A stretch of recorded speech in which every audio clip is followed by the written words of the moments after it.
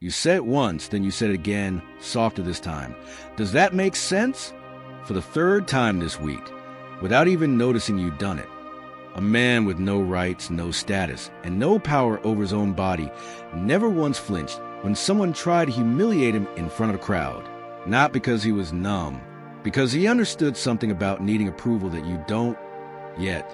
By the end of this, you'll know exactly why your nervous system gave away more than your words ever could, and how to take that power back. And here's the part nobody tells you. The people who seem the calmest in every room aren't calm. They've just stopped needing you to notice. The room is loud with the wrong kind of attention. Other slaves are watching. Epictetus has Epictetus's leg in his hands, and he is twisting it slowly, testing how much pain a body can hold before the person inside it breaks first. Epictetus does not cry out. He does not plead. He says, almost bored, "You will break it." And when the bone finally gives, he says nothing else but, "See? I told you." No one in that room expected calm. They expected what fear always produces in someone who's been cornered, begging, justifying, some version of please. "I'll do whatever you want." Epictetus gave them none of it, not because his leg didn't hurt, because somewhere inside himself, he had already separated the part of him that could be broken from the part of him that could be owned. You'll probably never be in a room like that, but you've been in rooms where someone had leverage over you, and you felt that exact same pull, the urge to explain, to soften, to make sure they still approved of you before the conversation ended. That pull is the same nervous system Epictetus had. The only difference is what he decided to do with it. And that decision he made under a slave's collar is exactly what's missing from how you show up in conversations today. Here's something that will sound backwards. The moment you explain yourself for the second time, you've already lost the room. The moment you over-explain yourself, you've already told them the truth. You don't believe you. Epictetus never re-explained the philosophy he taught. He said it once, with the same flat certainty he used while his leg was being broken, and let people sit in it. He understood something almost nobody alive today understands. Explaining yourself twice isn't generosity. It's a request. A quiet, desperate request for someone else to confirm you were right to say it at all. Think about the last time you asked, "Does that make sense?" right after making a point you actually believed. You weren't clarifying. You were handing over your own verdict to someone else's face, waiting to see if they'd sign off on it. Certainty doesn't ask permission. Here's the part that actually changes things. The brain doesn't follow the loudest person in the room, or the most informed one. It follows whoever sounds like they've already settled the question internally. The second you ask for approval, you tell everyone's nervous system, including your own, that the question isn't settled yet. So tonight, the next time you make a point you mean, try something almost uncomfortable. Say it once and stop talking. Let it sit in the air without softening it, without checking anyone's face for permission. The silence will feel unbearable for about 4 seconds. Sit in it anyway. Core teaching. Idea 2. Have you ever noticed that the most respected person in any room is almost never the one who reacts first? Marcus Aurelius ruled an empire he could have ended with one decree, and yet historians describe him allowing critics to insult his policies to his face in public without ever raising his voice or his hand. Not because he agreed with them, because he had already done the work Epictetus describes, separating what is said about you from what is actually true about you. Stillness has never once lost a negotiation. Only fear has.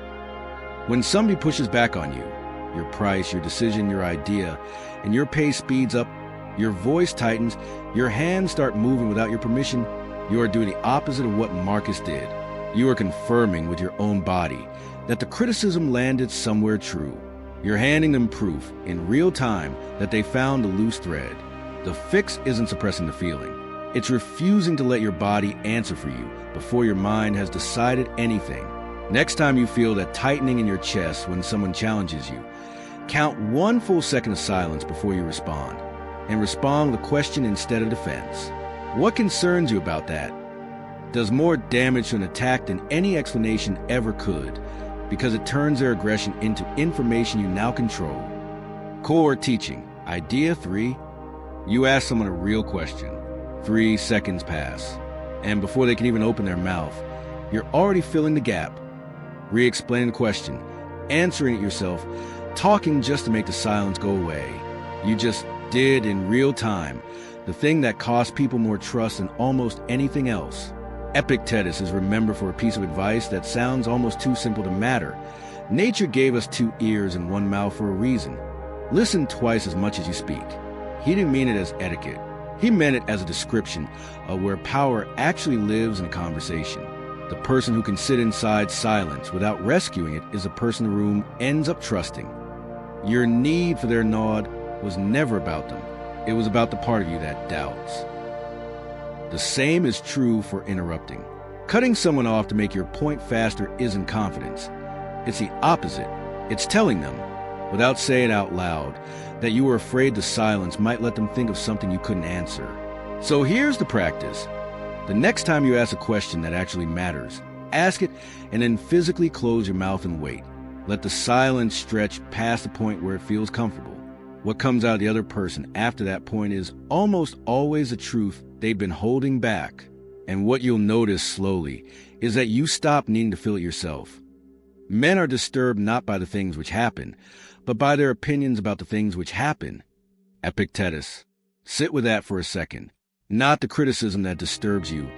Your opinion about what it means about you. Not their silence after you spoke. Your story about what that silence proves. Every moment where your voice sped up, your hands moved, your mouth rushed to fill the quiet. None of it was caused by what actually happened. It was caused by the verdict you'd already passed on yourself, long before they ever opened their mouth. That's the part that should bring you relief, not shame. It means the approval you've been chasing your entire life was never really being withheld by other people. You were the one withholding it from yourself and asking strangers to hand it back to you one nod at a time. Go back to that sentence you replayed in your head, the one you wondered if you said too neatly. You don't have to wonder anymore. Not because you'll never feel that pull to ask, does that make sense? Again, you will. But now you'll notice that the second it rises, and you'll have a choice you didn't have before. Speak once, mean it, and let the silence hold it. A slave whose leg could be broken with one twist of a wrist did this, without ever raising his voice. You have considerably more freedom than he did, and considerably less excuse. If this found you at the right moment, you already know who else needs to hear it.